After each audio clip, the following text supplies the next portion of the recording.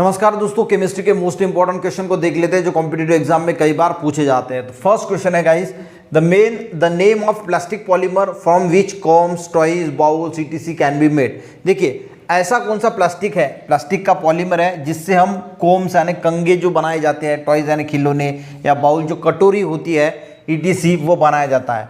ठीक है, तो जो प्लास्टिक के पॉलीमर होते हैं वो एक्चुअल में तीन टाइप के होते हैं। एक होता है पॉलीथीन, दूसरा होता है पीवीसी पॉलीविनिल क्लोराइड, और एक होता है पॉलीस्टायरीन। ठीक है, अब ये जो पॉलीस्टायरीन होता है इससे कोम्स, टॉयज, बाउल जो है वो बनाए जाते हैं। ठीक है, नेक्स्ट क्वेश्चन देखते हैं, विनेगर इज कमर्शियल नेम। देखिए आपको सीधा सीधा पूछा जा सकता है कि विनेगर में कौन सा एसिड जो है वो सबसे ज़्यादा मिलता है, या विनेगर का दूसरा नाम क्या है, ये भी पूछा जाता है। तो आपको पता होना चाहिए कि विनेगर को ही हम जो है वो एसिडिक एसिड बोलते हैं। इसका फार्मूला भी आपको पता होना चाहिए, इसका फार्मूला है CH3COOH, यानी विनेगर का ही दूसरा नाम क्या है, एसिडिक एसिड। थर्ड नंबर है, submarine moves under water, they have engine that run off. देखिए जो सबमराइंस होते हैं तो वो जो पानबुड़ी होती है जो पानी के अंदर से चलती है, तो उसमें कौन सा फ्यूल यूज़ किया जाता है, यानी उसके इंजन जो है वो किस पे चलते हैं। तो गाइस दो चीज़ें होती है, एक होता है न्यूक्लियर फ्यूल, उस पर भी चलती है, और मैं जो है एक प्रीवियस वीडियो में हमने एक्सप्लेन किया था, पर वो कौन सी थी, मॉडर्न सबमराइंस। यानी जो मॉडर्न सबमराइन यानी अभी जो आई हुई सबमराइंस है, तो अभी की सबमराइन जो है वो न्यूक्लियर फ्यूल पे चलती है, और बाकी की जो सबमराइंस होती है वो चलती है डीजल पे। तो आपको ये दोनों बातें पता होनी चाहिए कि जो शुरुआत हो चुकी है सबमराइंस को न्यूक्लियर फ्यूल पे दौड़ाने की, यानी न्यूक्लियर फ्यूल भी ऑप्शन है और डीजल भी ऑप्शन है। पर सबमराइंस की बात करें, यानी जो पुराने सबमराइंस होते हैं वो अभी भी डीजल पे चलाए जाते हैं, पर मॉडर्न अभी जो नई टेक्नोलॉजी आई है वो जो सबमराइंस होती है वो किस पे चलती है, तो न्यूक्लियर फ्यूल पे चलती है। ये भी आपको ध्यान रखना है। नेक्स्ट क्वेश्चन है guys, in upper layer of atmosphere ozone is form. देखिए अब ओजोन के बारे में तो मैं यहाँ पे लिखता हूँ, ओजोन के बारे में तो हम सबको पता है, जिसका फॉर्मूला है O3, ये भी आपको पता होना चाहिए। अब ये गाइस ओजोन लेयर जो है वो स्ट्रेटोस्फीयर में जो है वो हमें मिलती है, स्ट्रेटोस्फीयर, और इसीलिए ओजोन होने की वजह से इसको ओजोनोस्फीयर भी बोला जाता है, ओजोनोस्फीयर भी बोलते हैं। अब गाइस फॉर्म कैसे होती है इसका मेन क्वेश्चन है। तो इसके जो फॉर्मेशन है इसमें रोल होता है गाइस अल्ट्रावायलेट रेडिएशन का। अब गाइस ओजोन लेयर जो है वो हमें किस लेयर से बचाती है, तो वो हमें अल्ट्रावायलेट रेडिएशन से ही बचाती है, और अल्ट्रावायलेट रेडिएशन ही ओजोन को जो है वो बनाती भी। कैसे, देखिए ये जो ऑक्सीजन होता है इसके ऊपर जब अल्ट्रावायलेट लाइट पड़ती है तो ये ऑक्सीजन नेसेंट ऑक्सीजन में जो है वो कन्वर्ट हो जाता है, और इसके बाद ये जो नेसेंट ऑक्सीजन है ये दूसरे ऑक्सीजन के साथ कंबाइन होकर यहाँ पे ओजोन बना लेता है। समझ में आ गया, यानी ऑक्सीजन यानी O2 पे अल्ट्रावायलेट लाइट जब गिरती है तो ये ऑक्सीजन यानी नेसेंट ऑक्सीजन में कन्वर्ट होता है, और फिर ये नेसेंट ऑक्सीजन फिर से दूसरे ऑक्सीजन के साथ कंबाइन होता है, यानी O2 के साथ कंबाइन होता है, और यहाँ पे फॉर्मेशन होता है O3। तो यहाँ पे रोल किसका है, तो गाइज यहाँ पे ऑप्शन में आपको पता होना चाहिए, action of UV light on oxygen molecule. तो आपको गाइस कंसेप्ट समझ में आना चाहिए कि अल्ट्रावायलेट लाइट जो है, अगर ये समझ में आ गया तो आप ऑप्शन का आंसर जो है वो टिक बराबर कर सकते हैं, करेक्ट आंसर बराबर चूज कर सकते हैं। सिर्फ आपको कंसेप्ट पता होना चाहिए। अब ओजोन कैसे फॉर्म होती है फिर से बताता हूँ, ऑक्सीजन पे अल्ट्रावायलेट लाइट गिरती है और नेसेंट ऑक्सीजन बनते हैं, और एक नेसेंट ऑक्सीजन फिर ऑक्सीजन के साथ कंबाइन होती है, O3 बनाता है। तो यहाँ पे अल्ट्रावायलेट लाइट का जो एक्शन है वो बहुत इंपॉर्टेंट है O2 पे यानी ऑक्सीजन पे। तो आंसर आएगा action of ultraviolet light on oxygen molecule. चलिए गाइस नेक्स्ट क्वेश्चन देखते हैं, सिल्वर नाइट्रेट। जो सिल्वर नाइट्रेट होता है यानी AgNO3 है, इसको जो है वो केप्ट इन ब्राउन बॉटल। तो ब्राउन बॉटल में इसको रखा जाता है, तो क्यों रखा जाता है लेबोरेटरी में, ये पूछा है कि जो AgNO3 है इसको ब्राउन बॉटल में क्यों रखा जाता है। क्योंकि जो AgNO3 है इस पर अगर लाइट गिरता है तो ये Ag में कन्वर्ट हो जाता है, यानी सिर्फ सिल्वर रहता है, नाइट्रेट इसमें का गायब हो जाता है, और इसीलिए इसको जो है वो लाइट में रखता है। क्योंकि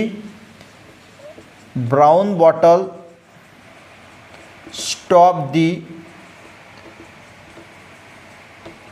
passage of light through it. Concept को समझिए, कंसेप्ट क्या है, सिंपल सा है कि ब्राउन बॉटल में क्यों रखते हैं, क्योंकि लाइट उसमें से पास होता है। अगर सिंपल बॉटल है तो उसमें से लाइट पास होगा, सिंपल बॉटल है तो, और उसको जो AgNO3 है वो Ag में कन्वर्ट करेगा। तो लाइट पास नहीं होनी चाहिए। द ब्राउन बॉटल क्या करती है, स्टॉप करती है the passage of light through it, यानी पास करने के लिए स्टॉप कर देती है और इसीलिए AgNO3 सेफ रहता है। कंसेप्ट को समझते जाइए, ऑप्शन आप बराबर डिटेक्ट कर पाएंगे। अब इक्वेनिल क्या है, इक्वेनिल क्या है? अब इक्वेनिल गाइज एक